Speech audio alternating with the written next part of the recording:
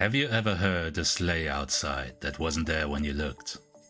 Have you ever heard from a friend of a friend that they left the room with one of their parents, and when they came back there was suddenly presents under the Christmas tree?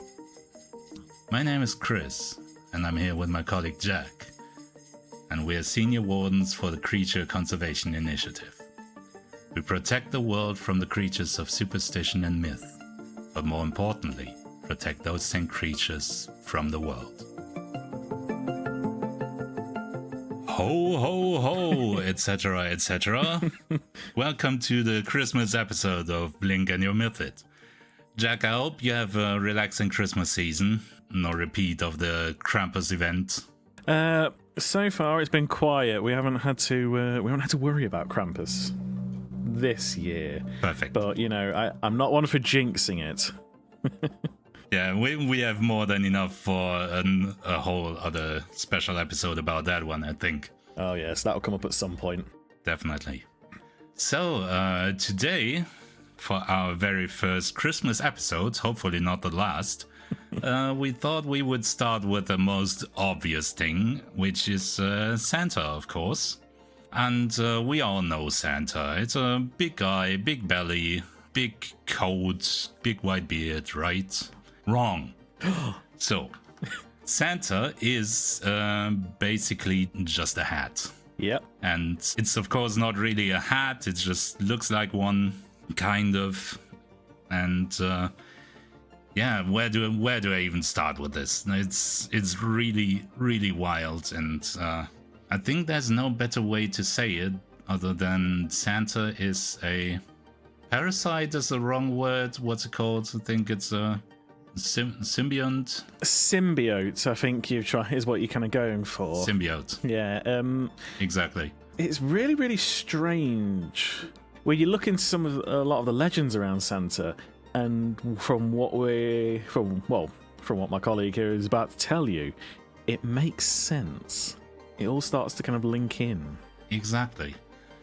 Yeah, so what basically happens is that Santa, which is, as I said, the hat, needs a kind of host to survive and to interact with the environment, because when you're just a hat, you can't do very much. Thinking about it, I don't know if he needs a host to survive, but his abilities would probably be limited. Certainly, as a hat in a corner. Yeah, a recurring theme is that we don't know all too much the extent of his abilities and powers, because while he is friendly, he's also very secretive. He doesn't really like to share with us his secrets and his powers, and I think it kind of amuses him how curious we are about it. Santa Tech is certainly an interesting area that I know the boys in the lab would absolutely love to get hold of. But as you say, very secretive. Yeah. How often I asked him to do a CT scan or whatever at the very least. But yeah, you can't really force him. And yeah, he's always amused and luckily not offended. Yeah, he's very jolly. Very jolly, yeah. Yeah, where do I even start? This whole Christmas Santa thing, it really started out because he has this symbiotic relationship with the human host, and they kind of share the body, and they take turns like who's in control and all that. And in return for giving him the body, he basically keeps the body alive and extends the lifespan and cures illnesses and all that. It's really not a bad deal usually. Yeah, as long as you're kind of willing to do what Santa needs. Of course. As far as we know, there's never been any ill will between a host and Santa. He usually only takes people who are willing to live with him and to know what they are signing up for. Yeah, it's certainly very voluntary. Yeah, it's all very voluntary.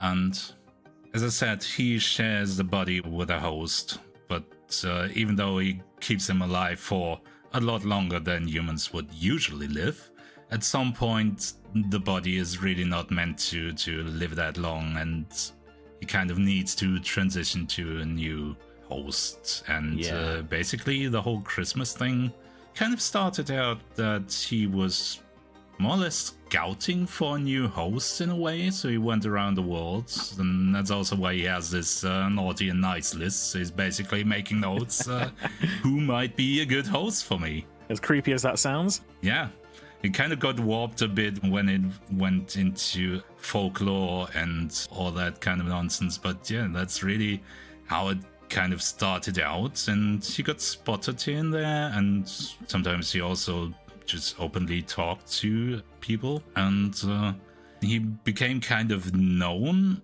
and at some point it just, I don't know, as far as he tells it, it kind of just escalated from there. Like he liked traveling around, and he thought it was polite to bring gifts, and yeah, then we somehow ended up as him basically delivering presents around the world. Yes. And, I'm not quite sure how you go from talking to people to being, I don't know, logistics one-man army, but yeah, it's a strange one. That it's kind of like he went Santa, or at least the symbiote Santa, seemed to go from survival instinct all the way through to benevolent being.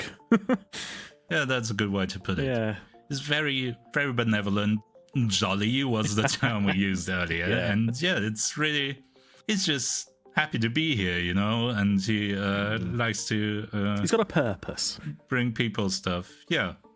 And you might be wondering, how in the world is he able to go around the world? And it's kind of scary in a way, because to some extent that we do not fully know, because as I said before, he keeps his cards very close to his chest, but we do know that he has some power over space-time in some ways or another, because you've probably seen the physics breakdown of Santa melting away because he's traveling too fast and all that. It's kind of a meme. Yeah. But the one thing that's true is that he could not really move as fast as he would need to physically. Yep. And he kind of bends space-time in some way or another. Yeah, that's one of those ones where they're not sure. The guys in the lab are just not sure how he does it, and we'd really just like to get hold of some of the tech. But Exactly. you know, secretive. Very secretive. And yeah, he kind of, I don't know if teleporting is the right word, but it certainly looks like that sometimes. I wouldn't have a clue. Just pops up somewhere else.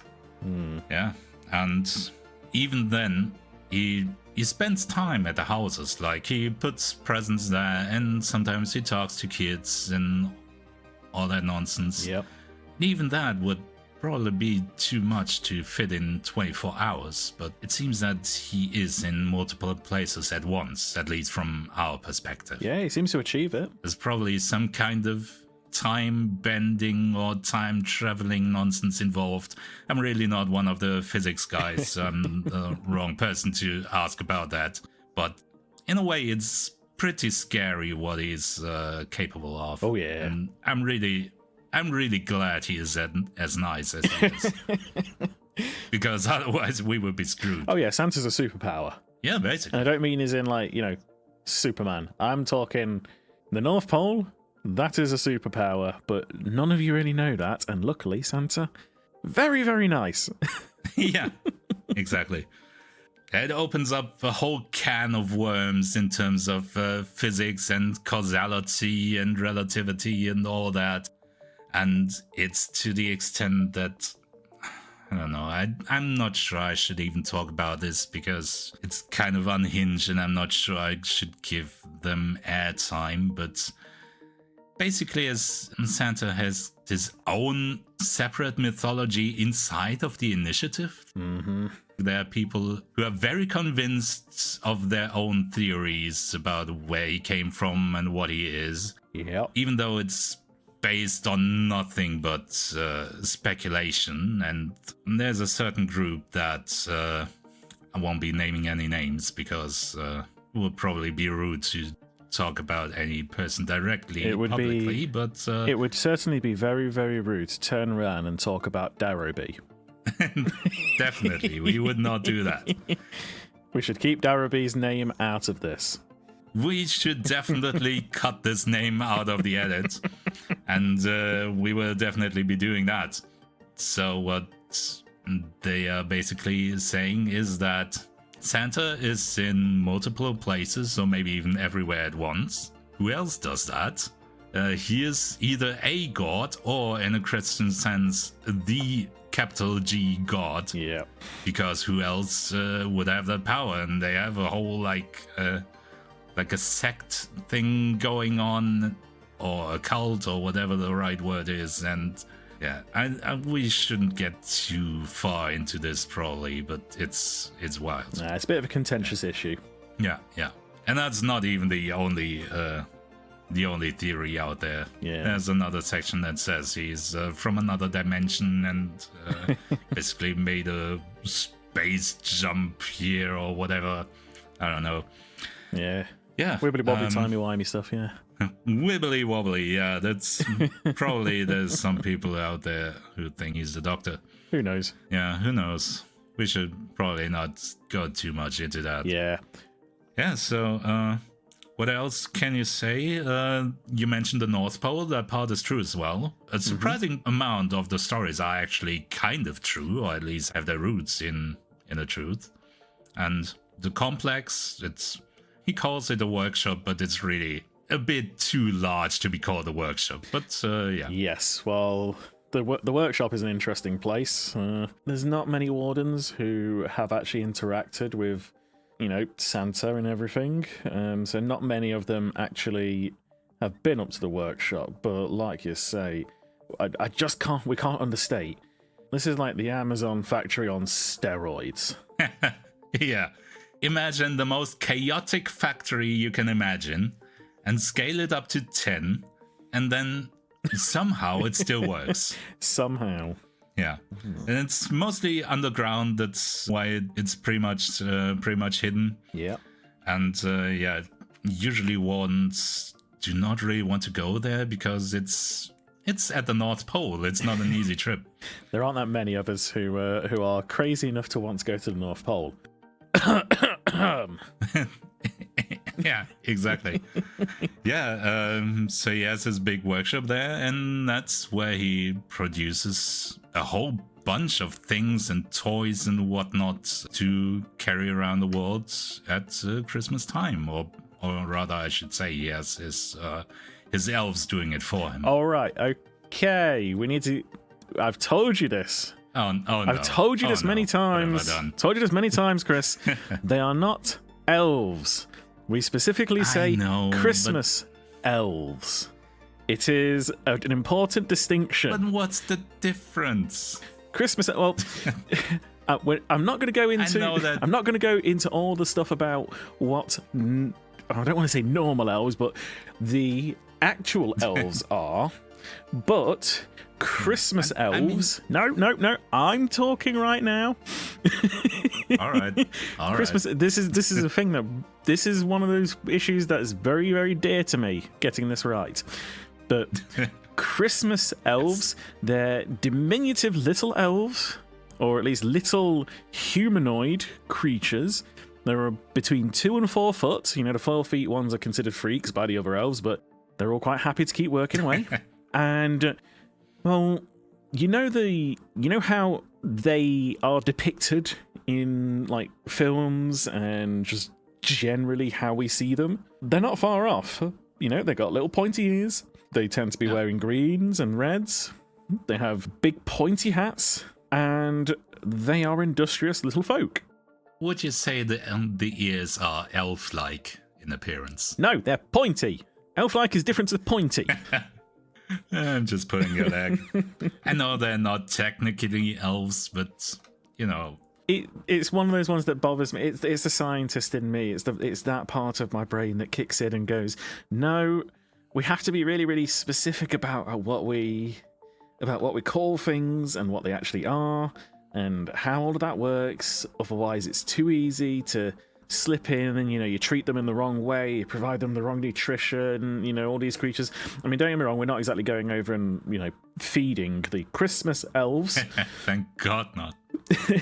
But, good practice is important. Good handling of all creatures is important, and it starts from the top. And yes, I am a pedant about this. I know. I can't even say anything. I mean, you're right. It's just calling them Christmas elves feels so... I don't know. Well, I mean... It's too formal. One day we'll go into the differences. They're just the little elves. Well, just some little guys. One day we'll speak about actual elves, and we can talk a bit about the differences then. But for now, they are Christmas elves. They're Christmas elves. How did they even get the name? Do you know anything about that? Because the name is confusing. Well, I would love to give you some big long explanation that's breaking down the etymology of the word Christmas or something like that. Yes, please. But really, it's just that they're just connected to Christmas. That's all it is. They're in the right place at the right time. But there's an argument that goes on within, with the research teams as to exactly what we should be calling them. But we don't get the opportunity to, analyze and dissect Christmas elves and all of that. Yeah. This is they fall under legally the proprietary information of Santa. And as we said already, he does not give up his secrets. He is not happily giving up his secrets, and that includes the Christmas elves, so therefore, we're not finding out anything unless we literally need to know. Yes. So, we call them Christmas elves because their association with Santa and Christmas. That's pretty much it. Sure. It's more the elf part that confuses me, but it's because I guess we won't have an answer to that. Well, they're similar to elves, but they're different. Yeah. So it's one of those things that it's stuck. The whole idea has stuck. The naming has stuck. We should have come up with a different word. We didn't at the time, and now it's stuck. Yeah. We really should have done something about that back then. Yeah, I feel like I'm a little bit stuck in a loop, but go on. Yeah. Yeah. I know. Should we talk about when we actually went there? Well, yeah, because as I've said earlier, not many people get to go up to the North Pole to deal with Santa and the Christmas elves, let alone many wardens that do have the opportunity want to go all the way to the North Pole. But you and I, we got that chance, didn't we? We did. And we tend to be a little bit more of the contact, Santa's contact within the initiative. Yeah, at least right now.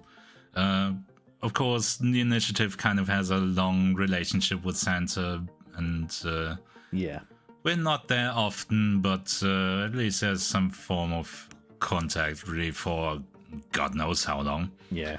And there was a point when we realized that something was going on over there. Yeah.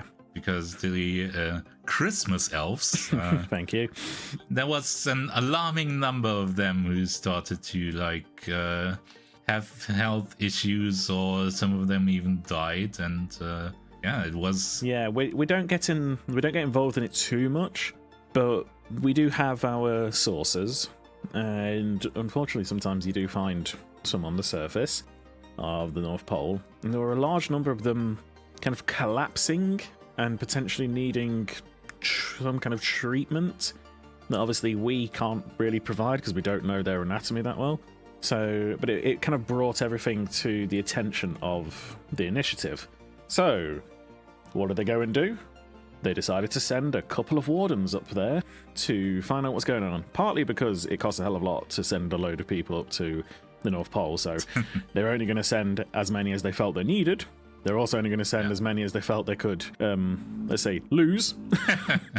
But they also had to send some wardens who kind of knew what they were doing. And this was a couple of years ago, wasn't it, really, what happened? Yeah, it must have been. Yeah, it wasn't long ago. Yeah, we've been working together for a while, and we always were a good team when we were sent on missions together. So, Yeah, it seems like management picked us for the great chance to visit Santa. Yeah.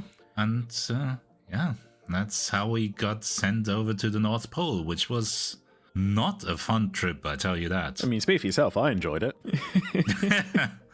I mean, it was fine, but the trip itself, I mean, even ignoring how I don't like flying somewhere, but... yeah, I mean, can you remember that landing?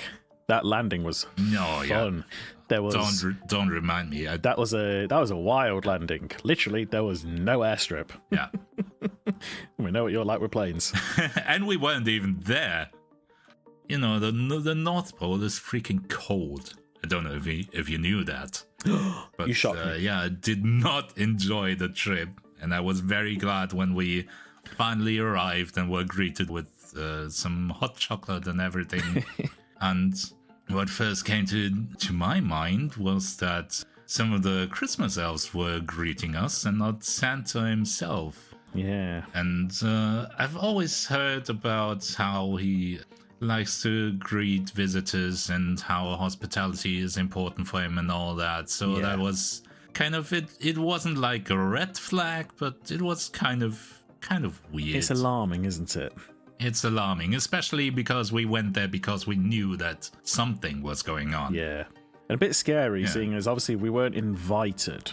That's the other thing. We weren't invited there. So, you know, if Santa wasn't turning up and kind of greeting us and we weren't invited, that kind of makes us just a little bit concerned that we're, you know, pushing our luck.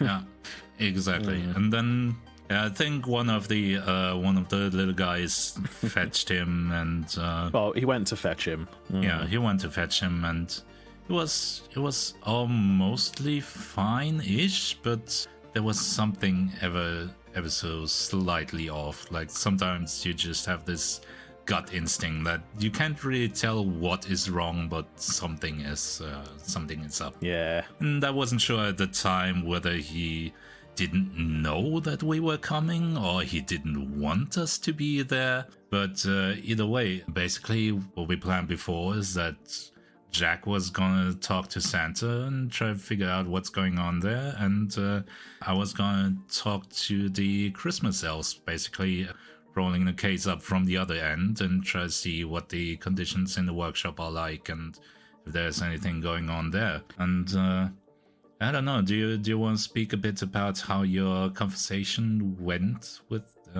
Santa? Yeah, well, as you said, you know, we agreed beforehand I would go and speak with the big man himself. Partly because I couldn't stop making short jokes, and that was en route. So we decided it was probably not a good idea for me to be spending a lot of time with the Christmas Elves. Yes. This was our first time doing this, as in interacting up at the North Pole. So, and yeah. Well, like I said already, we were already wondering if we were on a bit of thin ice. Get it? Oh god, that took me a second. And we did, you know. I'm ending the podcast. No. But yeah, we decided. Well, you decided it was probably smart if I don't offend the entirety of the Christmas elf population. Yes. I mean, they might have liked my jokes. I don't know, but you know, I couldn't help myself. It's like red rag to a bull.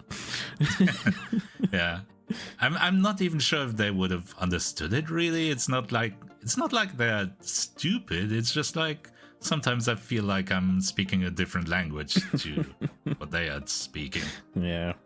But anyway, didn't want to interrupt. Yeah, but yeah, so I kind of, you know, went off with Santa while we kind of left you to mingle amongst the Christmas elves. I persuaded Santa to take me kind of into the back room out of the way. We can have a quick discussion, and I could pose our concerns. And you know, we worked on the idea that we kind of convinced Santa you were a bit like my driver, but in actual fact, you were gonna scope out what was going on, see if you could find anything happening.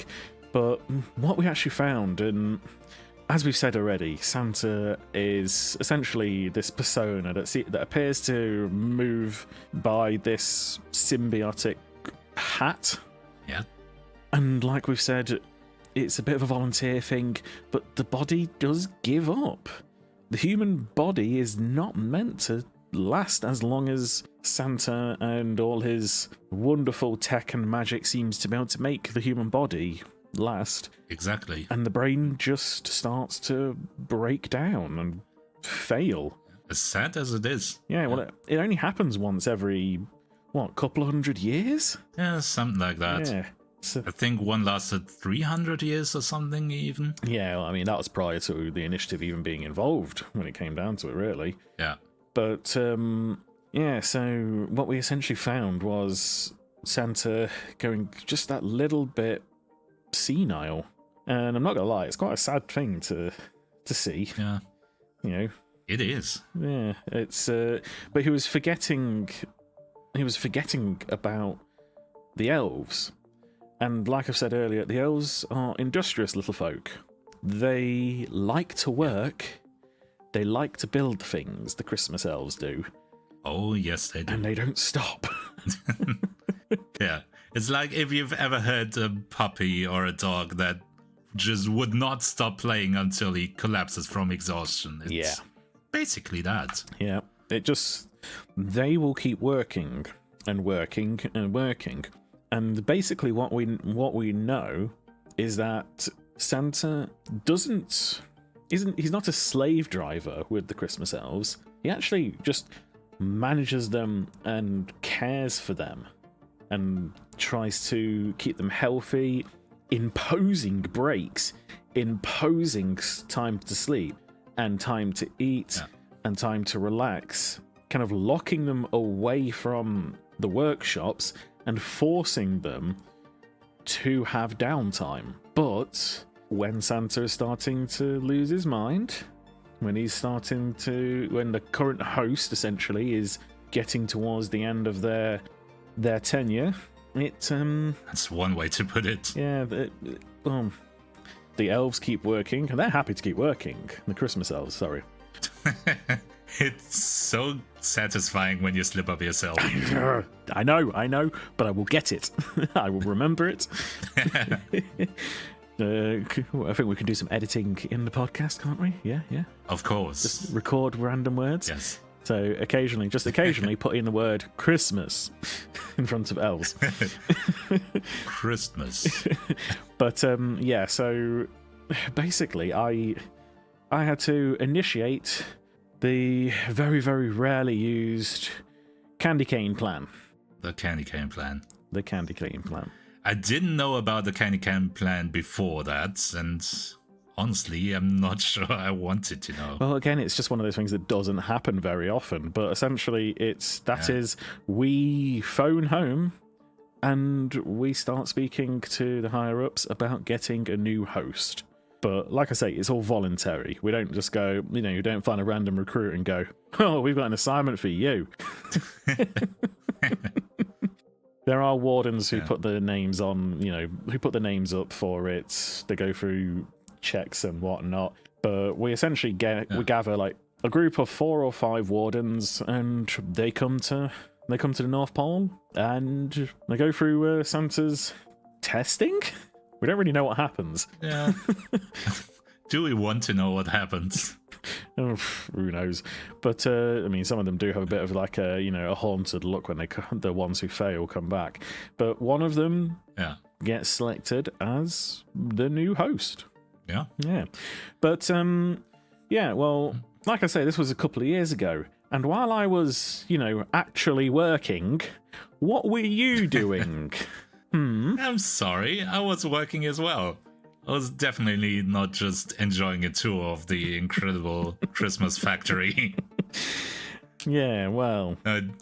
which was a sight to behold, don't get me wrong, but I actually did some work as well. And yeah, well, it wasn't planned, let's say. It was not quite as planned, and what ended up happening is I basically toured the workshop. I told the Christmas Elves that... I've never been there, and I'd like to see how things are done here, and basically just did a little tour and talked to them, and so I wanted to scope out what the conditions are and basically what was going on there. Yeah. Yeah, and And what did you end up doing? I'm getting to that. How can I put this? Basically, I introduced. Well, let's start off with this. While I was in the process of losing my innocence about Santa and the truth and watching an icon wither away, you were.